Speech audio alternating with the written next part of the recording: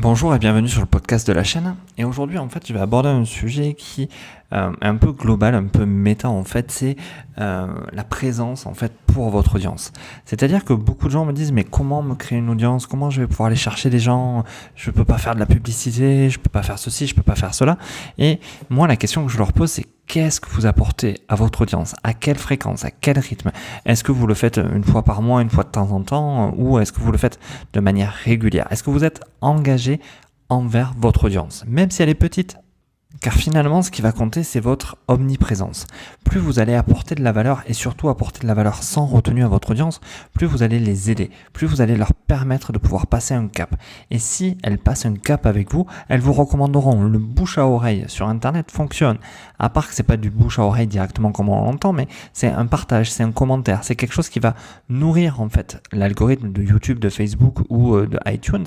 Mais quelque chose qui va vous permettre à vous d'être connu.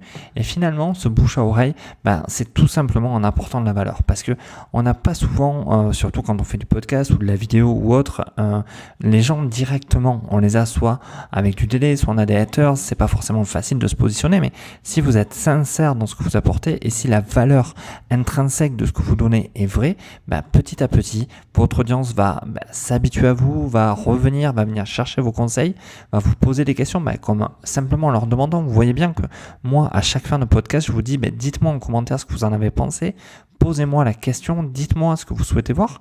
C'est tout simplement pour vous engager et pour vous demander en fait qu'est-ce que vous avez besoin, de quoi avez-vous besoin et surtout qu'est-ce que je peux vous apporter.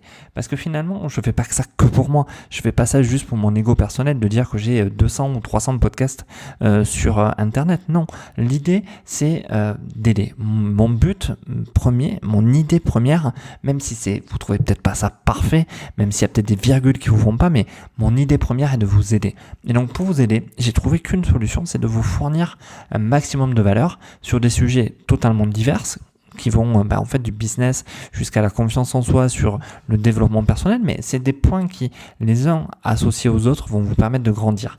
Donc soyez présent et omniprésent pour votre audience et petit à petit, le clic par clic, le like par like, le bouche à oreille d'Internet fonctionnera aussi pour vous.